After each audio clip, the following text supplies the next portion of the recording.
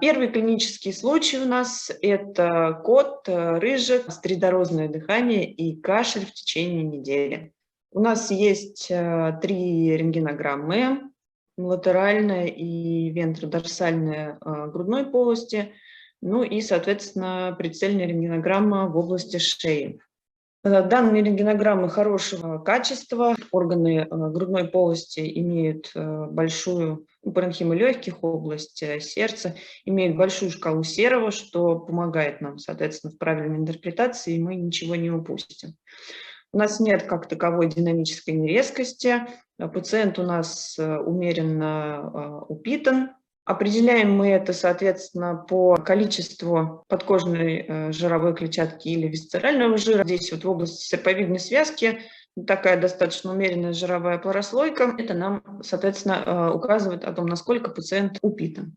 Начнем мы с вами с скелета грудной полости и конечностей. Здесь каких-то значимых изменений нет. В общем-то, все соответствует породе и возрасту. Контур диафрагмы ровный, четкий, симметричный и без каких-либо видимых изменений. Утолщение плевры или наличие свободной жидкости в самой полости, да, мы оцениваем как на латеральной рентгенограмме, так и на вентродорсальной. На латеральной рентгенограмме у нас, в общем-то, нет каких-то значимых изменений. Небольшая полосочка вот здесь вот в данной области, в общем-то, может наблюдаться у пациентов в норме, так как небольшое количество жира в средостении может, ну, то есть у нас легкие, они не то чтобы прям обнимают, скажем так, всю грудную клетку. При наличии жира они могут немножечко, например, не доходить до грудины, и, соответственно, создавать такой вот, ну, небольшой вот здесь вот эффект. И на вентродорсальной рентгенограмме мы тоже оцениваем. Да, можно даже прям указкой проходить еще раз, да, по краям легких. Здесь тоже у нас, в общем-то, все хорошо. Обращаем внимание на наличие, да, или отсутствие плевральных вырезок. Здесь у нас все ровно, четко и без видимых изменений. Дальше мы с вами оценим силуэт сердца. Это будет правильный рентгенологический термин. Говорить размер сердца на рентгенограмме будет не совсем правильно, так как в этот силуэт входит не только сама сердечная мышца, но и жир, перикард. Получается, что у нас размер состоит из нескольких структур, поэтому мы говорим именно сердечный силуэт. Сердечный силуэт можно оценивать, соответственно, визуально. Если есть кардиомегалия, какие-то изменения со стороны сердечно-сосудистой системы, то обычно это бросается в глаза. Но все-таки, тем не менее, не стоит пренебрегать и количественными оценками, так как это и навык определенно вырабатывает. Оцениваем, да, прежде чем приступить к количественной оценке, мы оцениваем и сам силуэт, да, насколько он четкий. Здесь он четко виден, у нас не будет каких-то затруднений в оценке. Есть несколько методов, самые такие простые, скажем так, на глаз. Высота сердечного силуэта не должна превышать 2/3 высоты грудной клетки, то есть, да, мы проводим линию от области бифуркации до вентральной границы и, соответственно, проводим линию от кореней до грудного позвонка. И, соответственно, это расстояние должно быть не больше 2/3. Также можно оценивать по краям ребер. То есть сердечный силуэт не должен, его граница не должна выходить за размер от краниальной части 5-го ребра и каудальной части 7-го ребра. Если сердечный силуэт помещается вот в эту границу, то, скорее всего, кардиомегалии нет. В нашем случае сердечный силуэт укладывается в эту границу, да, ну, то есть если мы его немножечко сместим, то у нас будет все в норме. На вентродорсальном снимке мы тоже оцениваем сердечный силуэт. У кошек, в отличие от собак, какая-то небольшая ротация, тем более незначительная, не будет влиять на оценку размера. Здесь, соответственно, у нас даже в самом широком месте граница не будет превышать 50% ширины грудной клетки в самом широком ее месте. Ну и самый хороший, да, метод оценки размера сердца – это кардиовертебральный индекс. Соответственно, мы откладываем одну линию от бифуркации трахеи до верхушки сердца и прикладываем ее к грудным позвонкам от краниальной части 4-го и, соответственно, до другого позвонка. И вторая линия у нас будет такая. Также самое широкое место сердечного силуэта, вот это вот расстояние самое широкое, откладывается от краниальной части до каудальной перпендикулярно первой линии. Соответственно, мы также ее откладываем на грудные позвонки, и у нас в норме должно получаться не более чем 8 длин тел грудных позвонков. Вот здесь также все в пределах нормы, здесь не более 8, так что сердечный силуэт у нас не увеличен. Магистральные сосуды у нас аорта, но ее контур хорошо просматривается, и тут у нас все без видимых изменений. Сосуды магистральных бронхов и на вентродорсальной проекции, и сосуды на латеральной проекции. Сосудики достаточно тоненькие, они сужаются к периферии, они одинаковой ширины, поэтому здесь тоже все в пределах нормы. Рисунок полей легких нормальный, легочной. И двигаемся дальше. У нас с вами еще область средостения и лимфатические узлы. Средостение мы, соответственно, в основном оцениваем, конечно, краниальное средостение и на латеральной рентгенограмме, и на вентродорсальной. На латеральной рентгенограмме здесь нет каких-то значимых патологических изменений. Конечно, хочу призвать вас, да, обязательно учитывать возможные, так сказать, артефакты неверности в укладке, которые могут, так сказать, сглаживать картину. Да, то есть если у нас, например, конечность или мышцы грудной конечности накладываются на какую-то часть паренхимы легких, то мы всегда это учитываем, да, что у нас картина здесь может быть несколько сглажена, особенно если мы подозреваем какой-то патологический процесс.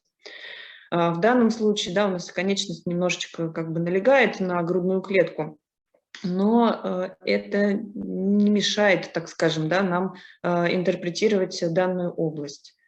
Мы сейчас с вами посмотрим вентродорсальный снимок, оценим область краниального средостения.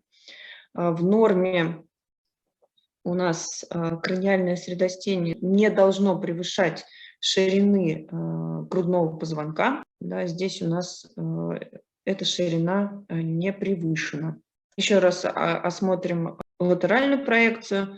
Да, здесь только воздушная паренхима легких. Органов краниального средостения, да, здесь у нас не видно. И оцениваем с вами область лимфатических узлов. Да, здесь у нас нет никаких очаговых затемнений, поэтому лимфатические узлы в средостении у нас не визуализируются без видимых изменений. И мы с вами подбираемся, да, к интересующей нас области трахеи.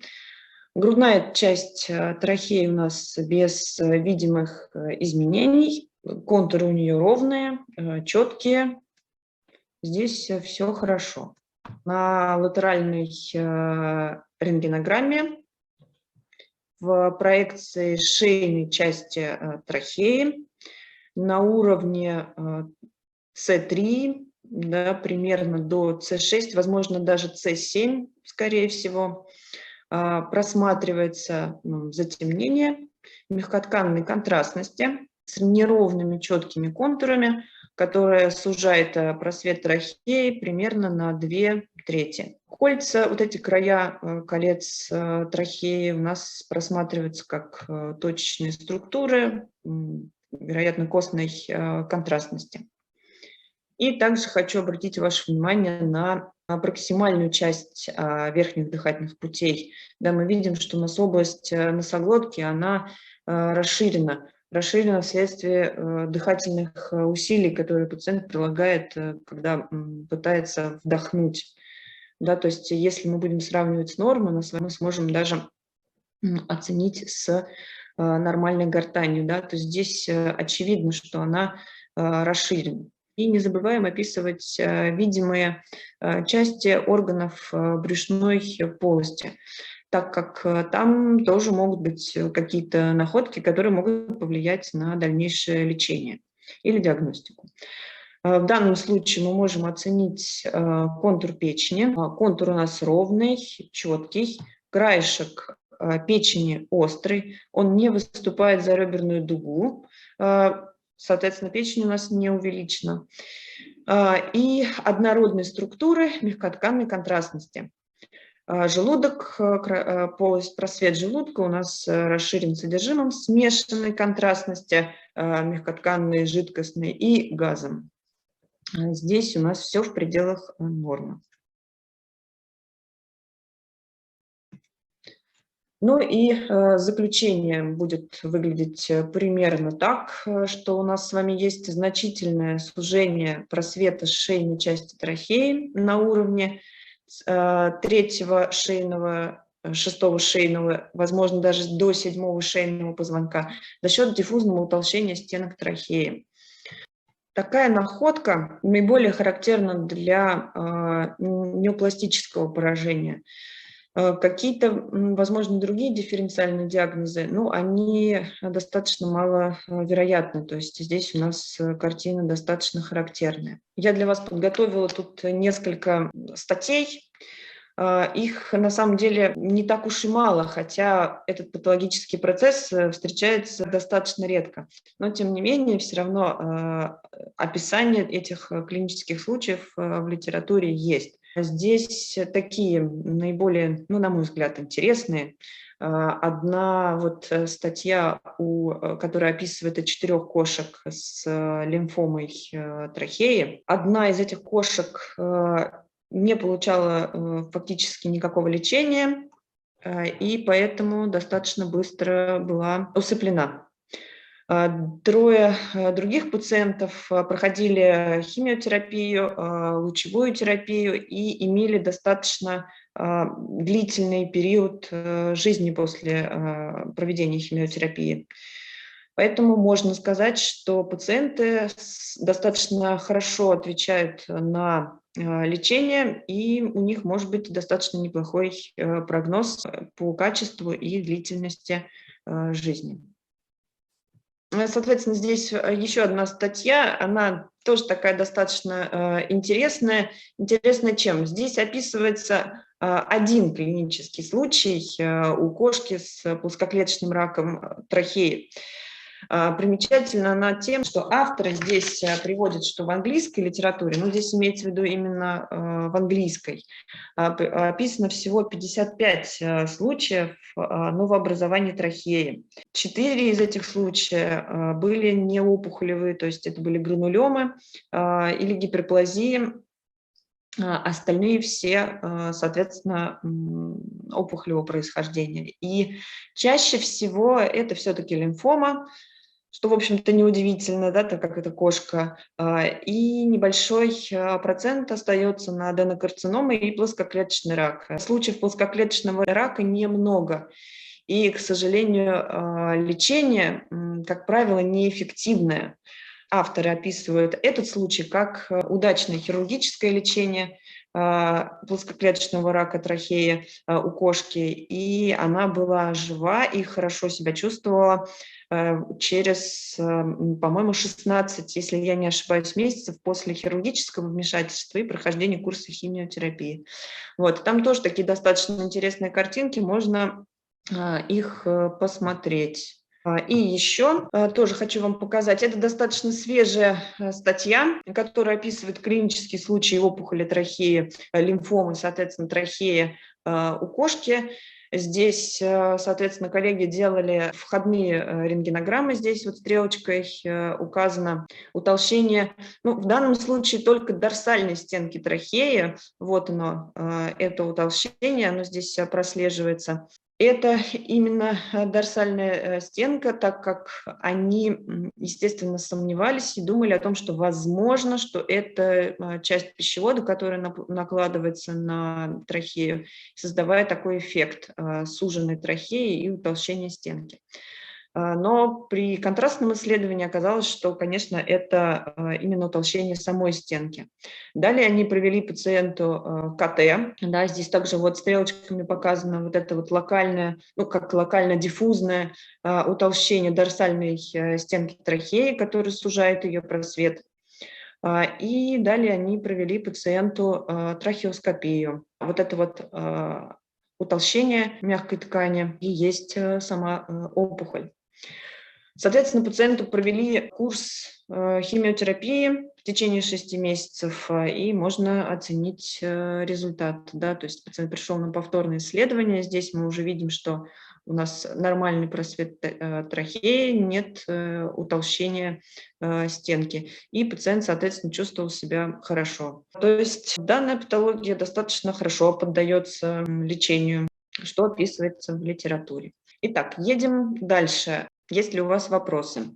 Так, как отличить? Как отличить что от чего? От пищевода. Вы можете даже найти эту статью, она достаточно легко ищется. Я сюда не поместила этот снимок, прошу прощения. Можно провести контрастное исследование. То есть если вы дадите пациенту контраст, то вы увидите, что окрашивание стеночек будет гораздо дорсальнее этого мягкотканного затемнения, которое здесь вот накладывается на трахею. Вот, то есть получается, что у нас пищевод, он будет у этого пациента гораздо выше проходить. И при этом исследовании вы увидите, что вот эта вот толщина, она относится именно к стенке трахеи. Но если же у вас все-таки остаются какие-то сомнения, то, конечно, уже нужно проводить либо трахеоскопию, либо КТ, в зависимости от того, что у вас и в большем доступе. В данном случае отличить от пищевода или каких-то изменений со стороны пищевода, я еще раз повторю, это либо само контрастное исследование, либо уже проведение эндоскопического исследования. Кстати говоря, хотела бы еще обратить ваше внимание, вот посмотрите, здесь, так скажем, еще 5 копеек за то, что у нас сужен просвет трахеи.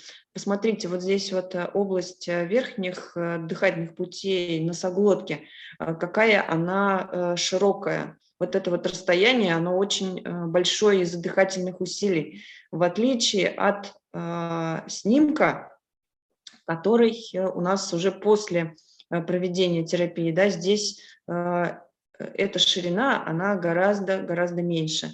То есть это такое нам еще 10 копеек в сторону нашего диагноза.